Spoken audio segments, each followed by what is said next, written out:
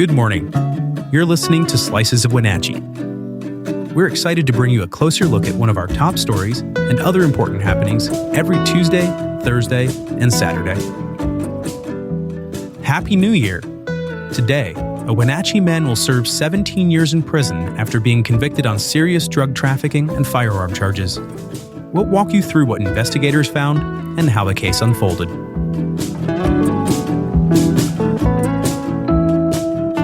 Before we continue, have you joined Neighbor yet? If not, download the app today and join local conversations about issues that matter. Neighbor is a site just for our local community focused on facts, not misinformation. Best of all, it's free for everyone. To learn more, visit wenatcheeworld.com/NABUR. Now, let's jump in. Stephen Graham, age 40, has been sentenced to 17 years in federal prison following his conviction on multiple drug and weapons charges. The case began last year when investigators with the Columbia River Drug Task Force, working in partnership with Homeland Security, developed evidence that Graham was trafficking fentanyl and methamphetamine in the Wenatchee area. On November 29, 2023, they arrested him at the Red Lion Motel in Wenatchee. What they found there was alarming: more than 7,000 fentanyl-laced pills, over 170 grams of methamphetamine, 4 firearms, and nearly $19,000 in cash. Authorities say Graham was operating while under active community custody supervision due to a prior state drug conviction. Prosecutors emphasized the risk his actions posed, not only because of the volume of drugs involved, but because of the potency and danger of fentanyl, which has driven a growing number of overdoses statewide.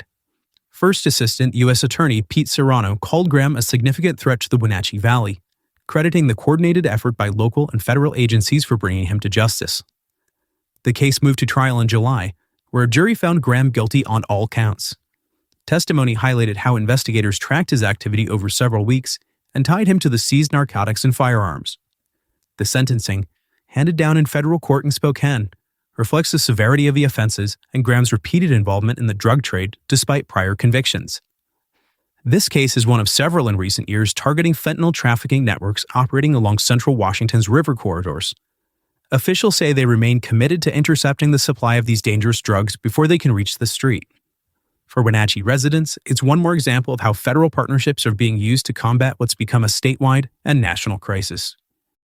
For more, head over to wenatcheeworld.com.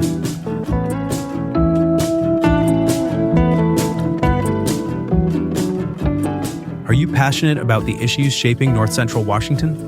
Then you won't want to miss the Wenatchee World Forum at Pybus. This monthly event brings together newsmakers and the community to dive into the topics that matter most. It's your chance to engage, ask questions, and be part of the conversation shaping our region's future. Have questions or need more info? Visit wenatcheeworld.com/forum.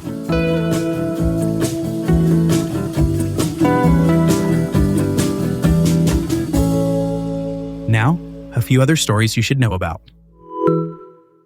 Sheriff's investigators in Chelan County have identified Jason Glandon as the suspect behind a deadly house fire in Chelan last August that killed 2 people and injured 2 others.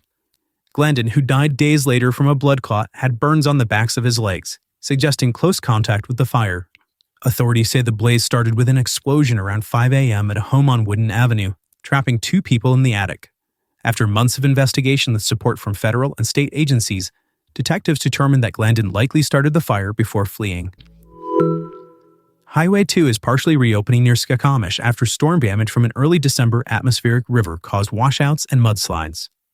Starting Sunday, drivers will once again be able to travel from Skokomish to Stevens Pass Resort, though with some limitations.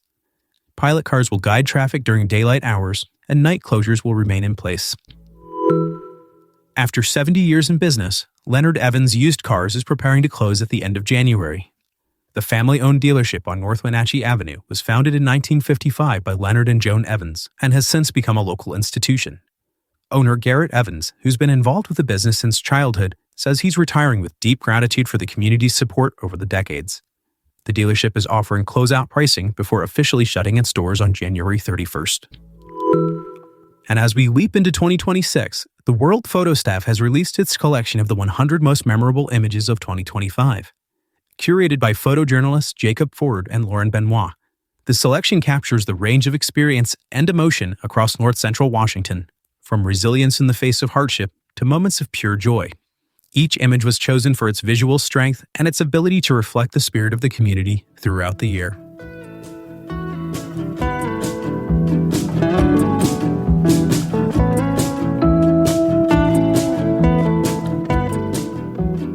Thanks for listening. For more information on all the stories you heard today, visit us at WenatcheeWorld.com.